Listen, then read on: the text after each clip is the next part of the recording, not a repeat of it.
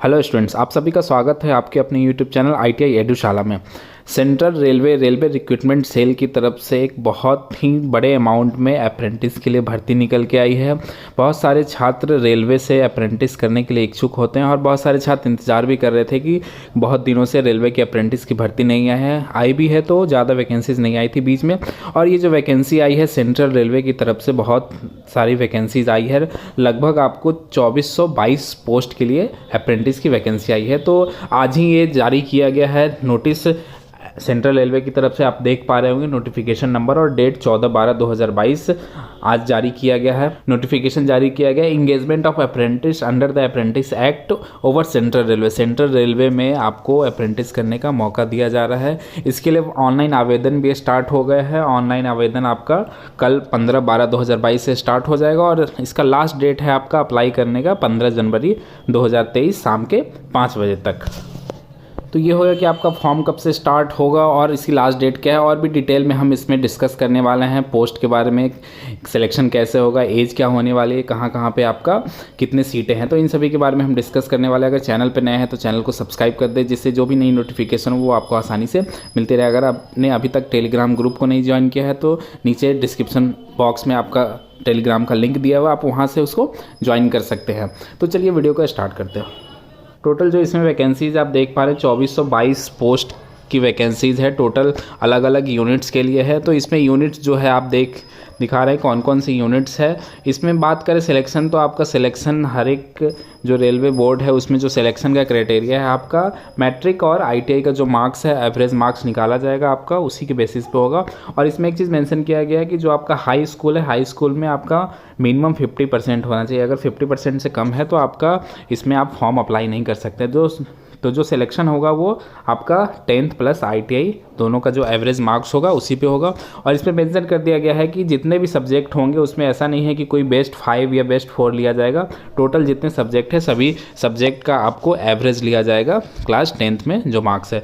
उसके बाद है कि जो ITI में है, ITI में आपका जो सभी ट्रेड होते हैं, अगर कोई भी ट्रेड हो, अगर आपका सेमेस्टर वाइज है तो चारों सेमेस्टर का जो कॉन्सोलिडेटेड मार्कशीट होगा उस पर आपका मार्क्स लिया जाएगा। अगर ईयर वाइज है तो 2 ईयर का जो कॉन्सोलिडेटेड मार्कशीट होगा उसमें जो नंबर होगा उस पर आपका कैलकुलेशन होगा। और जो है वो आप SCBT से हो, NCBT से, किसी से भी हो तो आप इसमें अप्लाई कर सकते हैं। कोई क्राइटेरिया नहीं है कि NCBT होना चाहिए, SCBT होना चाहिए। इसमें जब आप फॉर्म फिल करेंगे तो इसमें आपको मेंशन कर दिया है कि किसी एक ही क्लस्टर के लिए आप फॉर्म भर सकते हैं। जैसे आप अगर मुंबई के लिए भरना चाहते हैं तो मुंबई के लिए, अगर पुणे के लिए भरना चाहते हैं तो पुणे के लिए आप देख सकते हैं। इसमें मुंबई क्लस्टर हो गया आपका, ये भुसावल क्लस्टर है, पुणे हो गए, नागपुर हो गए और सोलापुर हो गए। मतलब किसी एक क्लस्टर के लिए आप फॉर्म अप्लाई कर सकते हो और उसमें जो यूनिट्स हैं तो यूनिट्स का प्रेफरेंस आप अलग अलग दे सकते हैं। जैसे इतने सारे अगर मुंबई में यूनिट्स है तो आप इसको प्रेफरेंस में कौन सा आप ऊपर रखना चाहते हैं उसको ऊपर रख के प्रेफरेंस दे सकते हैं। लेकिन आपको किसी एक ही क्लस्टर में अप्लाई करने का मौका मिलेगा जो ऑनलाइन फॉर्म फिलअप होगा।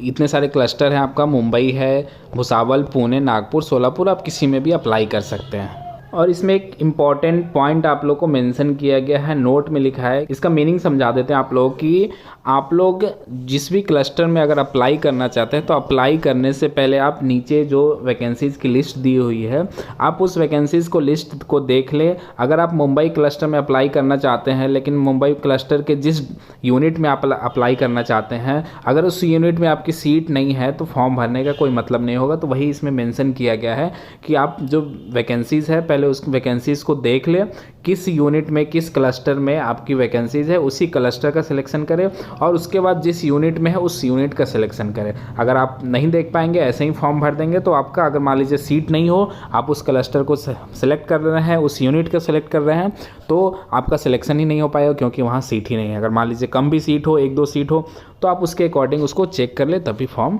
फिलअप करें। उसके बाद आपका यहाँ मेंशन किया गया है, देखिए मुंबई क्लस्टर है तो मुंबई क्लस्टर में पहला यूनिट है आपका carriage and wagon body burner, ठीक है।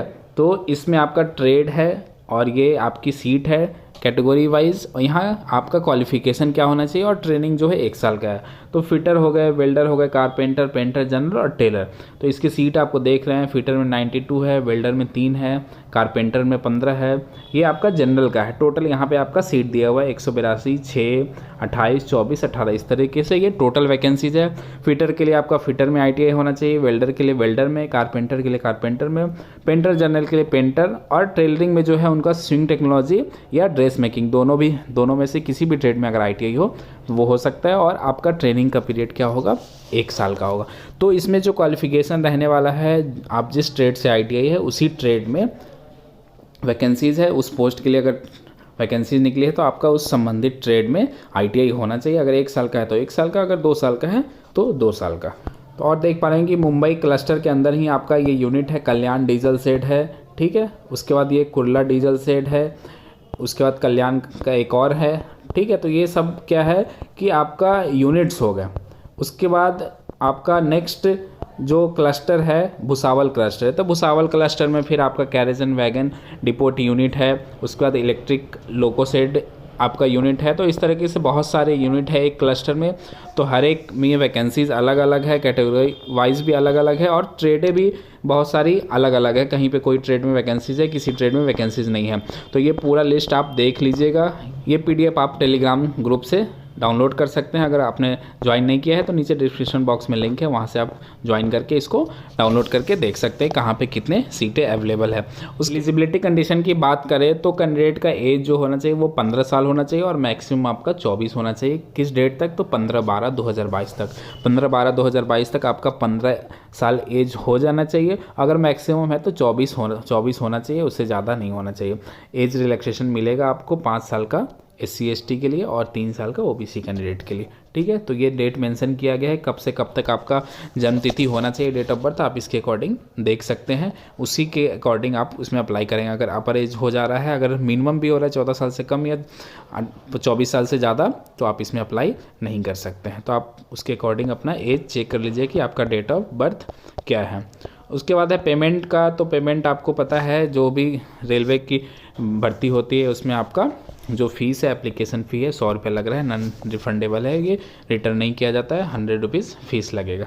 मिनिमम क्वालिफिकेशन है आपका कि मिनिमम क्वालिफिकेशन आपका क्लास 10th होना चाहिए, ठीक है। उसमें आपका 50% मिनिमम मार्क्स होना चाहिए। उसके बाद आपका ITI होना चाहिए NCVT से या SCVT से, किसी एक से आपका ITI होना चाहिए। दोनों में से कोई भी हो सकता है, दोनों छात्र इसमें अप्लाई कर सकते हैं। उसके बाद बात है कि इसमें अप्लाई कैसे करना, हाउ टू अप्लाई। तो कैंडिडेट जो है वो इसकी वेबसाइट www.rrcr.com, इसके वेबसाइट पे जाके आपको अप्लाई करना होगा। अप्लाई जो है वो कल से स्टार्ट होगा, आज अप्लाई नहीं हो रहा, आज एडवर्टीजमेंट निकला है तो कल से आपका अप्लाई होगा।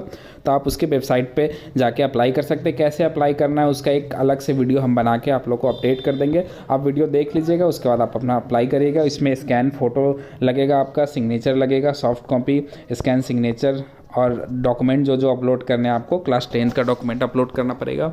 ITI का जो मार्कशीट है वो, ITI का सर्टिफिकेट है, कास्ट सर्टिफिकेट, अगर SC ST OBC वाले हैं, PW कैंडिडेट है कोई तो उनका सर्टिफिकेट लगेगा, एक्स सर्विसमैन वाले हैं तो उनका सर्टिफिकेट, जो भी जिस क्राइटेरिया का लाभ लेना चाह रहे हैं, अगर एज का लाभ लेना चाह रहे हैं तो उसका भी, ठीक है। तो सभी के लिए कुछ न तो कुछ आपका डॉक्यूमेंट अपलोड करना पड़ेगा। लास्ट डेट की बात करें तो इसमें लास्ट डेट जो है एप्लीकेशन का वो 15 जनवरी 2023 शाम 5 बजे तक है। उसके बाद कोई भी फॉर्म आपका अप्लाई नहीं होगा, तो उसके पहले ही आपको अप्लाई करना पड़ेगा।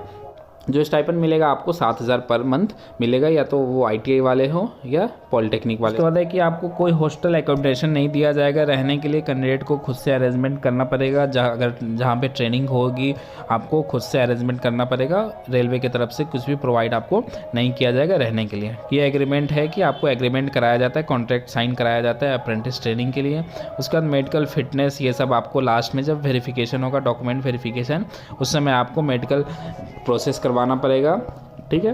तो ये सभी डिटेल आपको दिया गया है, नीचे फॉर्मेट भी दिया है। आप जिस कैटेगरी से अगर कास्ट सर्टिफिकेट है तो कास्ट सर्टिफिकेट आपको इस फॉर्मेट पे बनवा के ले जाना पड़ेगा। ओबीसी हैं तो ओबीसी, पीडब्ल्यूडी कैंडिडेट वाले हैं तो उनके लिए ये सब नीचे आपको परफॉर्मा दिया है, आप इसको डाउनलोड कर लीजिएगा टेलीग्राम से। वहाँ से जिसको जो भी फॉर्म ज़रूरत है वो आप उससे डाउनलोड करके अप्लाई कर सकते हैं। तो ऑनलाइन अप्लाई आपका कल से स्टार्ट हो जाएगा। जो भी छात्र इंटरेस्टेड है इसमें, बहुत दिनों से इंतजार कर रहे थे, तो वो फॉर्म अपना अप्लाई कर लेंगे। उसका डिटेल वीडियो हम कल अपलोड कर देंगे, शाम तक आप लोगों को अपडेट हो जाएगा, तो आप उसको फॉर्म देख के अप्लाई कर सकते हैं। तो आशा करता हूँ कि आप लोगों को ये वीडियो पसंद आए। अगर वीडियो पसंद आए तो वीडियो को लाइक करें, शेयर करें और हमारे चैनल को ज़्यादा से ज़्यादा सब्सक्राइब करें। मिलते हैं अपने नेक्स्ट वीडियो में कुछ इसी तरह की अपडेट के साथ। तब तक के लिए धन्यवाद।